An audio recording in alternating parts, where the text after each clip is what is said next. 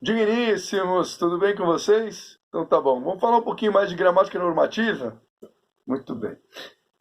Digníssimos, então é o seguinte, o que a gente vai falar hoje? Nós vamos falar de um outro elemento também presente dentro do predicado do verbo, dentro daquela parte que não condiz, portanto, com o sujeito, mas que não afeta a predicação do verbo, o conteúdo que a gente já viu antes, né? Um conteúdo anterior a este, né? Quando a gente fala sobre a predicação do verbo, os complementos que verdadeiramente, de alguma forma, afetam a sua classificação, né? Se ele é verbo transitivo, verbo intransitivo ou verbo de ligação, são aqueles que a gente viu nas aulas passadas, né? O objeto, a adjunta adverbial e o predicativo do sujeito.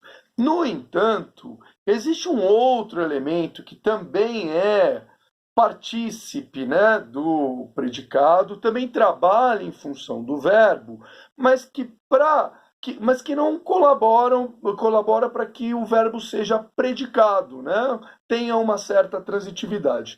Eu estou falando do agente da voz passiva, que a gente conhece apenas como agente da passiva, tá bom?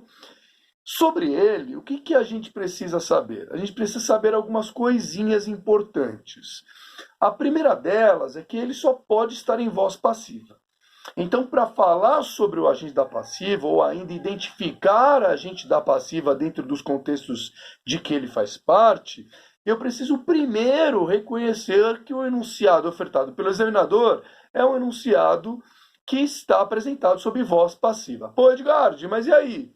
Qual é aquele enunciado que está em voz passiva? Como eu o reconheço dentro do sintagma ofertado pelo examinador?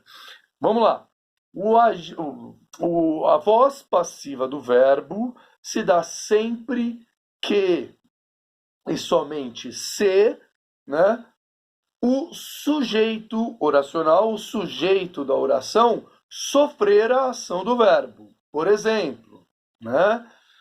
O gato foi comido pelo cachorro. O gato foi comido pelo cachorro. Vamos melhorar esse exemplo. O gato foi perseguido pelo cachorro. Não precisa matar ninguém, não. O gato foi perseguido pelo cachorro. Certo? O gato foi perseguido pelo cachorro, é claro que o sujeito é o gato. É aquilo que é perseguido, né? Aquilo que antes do verbo evidencia o sujeito. Aquilo que é perseguido é o gato. O gato é o sujeito da oração. Relacionando o gato ao verbo perseguir, eu percebo claramente que não é o gato que persegue, mas ele sofre a ação de ser perseguido. Em razão de o sujeito, o gato, sofrer a ação de ser perseguido, esse sujeito desse enunciado é um sujeito classificado como sujeito paciente. Entenderam isso? Super fácil. Eu repito, basta que o sujeito da oração, o sujeito do verbo, acabe sofrendo a ação do verbo. Sofreu a ação do verbo, o sujeito é paciente. Muito bem. Pô, mas Edgar, você falava do agente passivo, não falava do sujeito paciente? Ótimo. A partir do momento que o sujeito é reconhecidamente classificado como paciente, quer dizer que eu reconheço naquele enunciado todo a voz passiva do verbo. Entenderam-me? Ah, Edgar, entendi. Então aí sim, a partir do momento em que a voz passiva é deflagrada, é identificada, é possível haver agente da passiva? Sim. Boa. Então, esse exemplo que eu acabei de dar, o gato foi perseguido pelo cachorro, eu poderia ter o agente da passiva? Poderia. Óbvio que eu posso ter, tá? Basta o quê? Para que eu reconheça a presença de agente da passiva.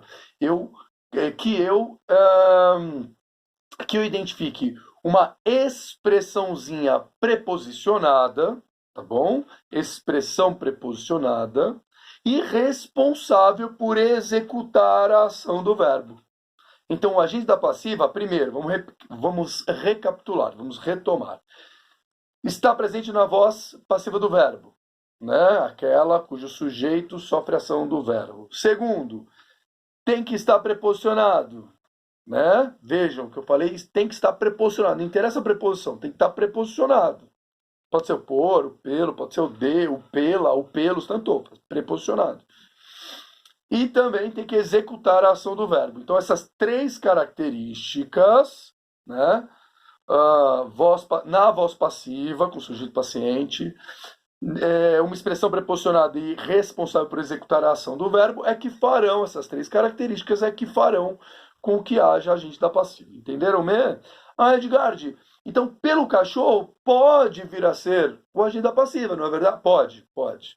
Por quê? Porque está na voz passiva, que a gente já constatou, está preposicionado por pelo, na expressão pelo cachorro, pelo é preposição, contração de preposição por mais artigo o, e, por fim, cachorro executa a ação de perseguir o gato. Pronto, ele é o agente da passiva.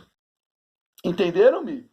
Claro está para todos? Fantásticos, digníssimos, fantásticos. O Edgard, deixa eu acertar aqui essa luz que ficou meio escura agora, né? Eita.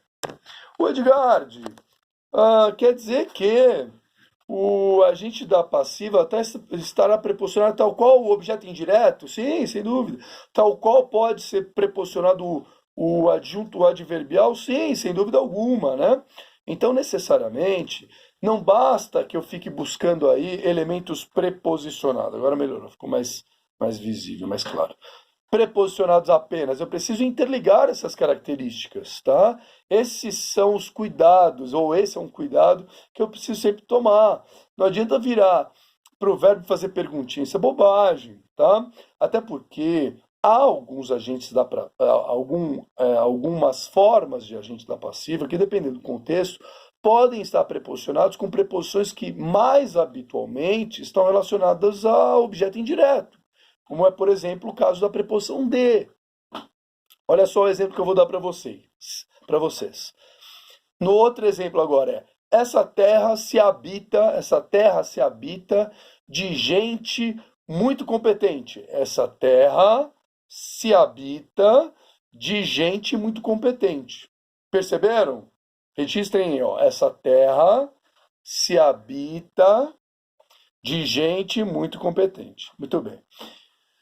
Quando eu pego esse enunciado, vamos supor, o examinador vai me ofertar esse enunciado e eventualmente vai destacar a expressão que ele quer que eu identifique função sintática, né? Cuja função sintática precisa ser identificada. Então ele vai apenas destacar de gente muito competente, né? Se eu apenas ficar preso à preposição para declarar se ou se desempenhou uma outra função sintática, eu corro o risco de achar que a preposição de faz com que de gente muito competente seja o objeto indireto.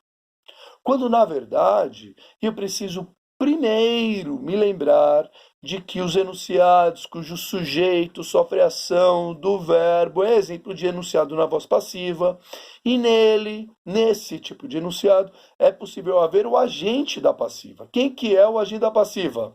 Aquele que está na voz passiva, está preposicionado, independentemente da preposição, e executa a ação do verbo. Entenderam? Quando eu junto essas três características, eu consigo identificar, por exemplo, na expressão de gente muito competente, de que a gente falou, né, que a gente comentou há pouco, no novo enunciado, as três características estão presentes.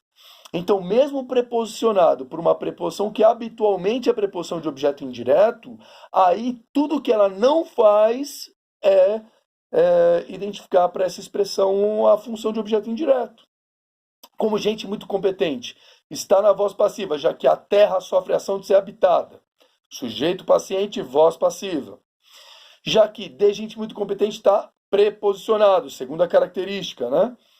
E já que o termo gente muito competente executa a ação de habitar a terra, essas três características fazem do termo em questão um agente da passiva. Entenderam isto? Ficou claro para todos? Por isso que a gente tem que tomar cuidado. A preposição não é a solução para todas as análises sintáticas que a gente se propuser, né? Eu não começo pela preposição. Tem a expressão preposicionada dada pelo examinador está preposicionada. Que bom, é objeto indireto.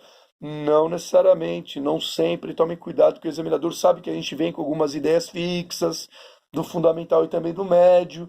Isso pode ser bom, lógico, mas de vez em quando é usado contrariamente a nosso favor. Contrariamente a nosso favor. Então a gente tem que tomar um pouquinho de cuidado. Bacana, ficou claro para todo mundo? Então é isso por enquanto. Beijos, abraços e afins. Espero que eu possa ter ajudado aí com mais esse conteúdo aí de explicação, de elucidação. Tchau, digníssimos. Tchau, tchau.